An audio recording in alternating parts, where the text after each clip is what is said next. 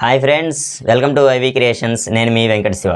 ఈరోజు మరో కొత్త అప్డేట్తో నేను మీ ముందున్నాను. మాస్ మహారాజ్ రవితేజ రీసెంట్గా తీసిన మూవీ మాస్ జాతర.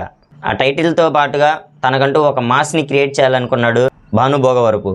కానీ రవితేజకి ఆల్రెడీ ఆ మాస్ ఎంటర్టైన్మెంట్, మాస్ యాక్షన్ అనేది ఉంది. సో ఈ మూవీలో సపరేట్గా మాస్ యాక్షన్ అనేది అయితే రవితేజని ఎక్కడ చూపించడానికి ట్రై చేయలేదు. నాకు తెలిసినంత వరకు ఆ స్టోరీలో కొత్తదనాన్ని అయితే ఏమీ క్రియేట్ చేయలేదు. ఆ ఉన్న స్టోరీస్తో రవితేజకున్న మాస్ ఇమేజ్ని యూజ్ చేసి సినిమాని ఫ్లోలో అలా కానిచ్చేసాడు అనిపిస్తుంది. నేను ఈ ట్రైలర్లో చెప్పినట్టుగానే ఈ సినిమాలో కొత్తదనం కొత్తగా యూజ్ అయింది ఎవరికంటే నవీన్ చంద్రకి ఉపయోగపడింది. నవీన్ చంద్ర అని కంటిన్యూ హిట్స్ తర్వాత కూడా ఒక విలన్గా తీసుకొచ్చి నవీన్ చంద్రకి అయితే ఒక కొత్త క్యారెక్టరైజేషన్ అయితే ఇచ్చాడు భాను భోగవరపు. శ్రీలీలకి అయితే కొత్తదనం ఏదో ఇచ్చాడు అనుకున్నాను, కానీ కొత్త క్యారెక్టరైజేషన్ అయితే ఏమీ లేదు. శ్రీలీలని ఫర్ ది నేమ్ సేక్ ని యూజ్ చేశాడు. సాంగ్కి మధ్యలో కొన్ని సీన్లు క్రియేట్ చేయాలి.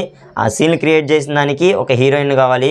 ఈ మూవీలో రవితేజ పోలీస్ క్యారెక్టరైజేషన్ విక్రమార్కుల్లో ఎలా ఉందో అలా యూజ్ చేయాలనుకున్నాడు, కానీ ఆ మాస్ ఎంటర్టైన్మెంట్ మాత్రం రవితేజ ఆ రేంజ్లో ఇచ్చాడు. మ్యాక్సిమం ఫస్ట్ హాఫ్తోనే స్టోరీ అంతా అయిపోయినట్టుగా అనిపిస్తుంది సినిమా చూస్తుంటే. సెకండ్ హాఫ్ని కొద్దిగా ల్యాగ్ చేస్తూ స్లోగా స్టోరీని అయితే రన్ చేస్తూ ఉంటాడు. ఈ మూవీకి అయితే 2.5 అలా రేటింగ్ అయితే ఇవ్వచ్చు. ఈ మూవీ మీరు చూశాక మీకు ఎలా ఉందనేది కింద కామెంట్లో చెప్పండి. ఈ వీడియో నచ్చినట్లయితే లైక్ చేసి షేర్ చేయండి.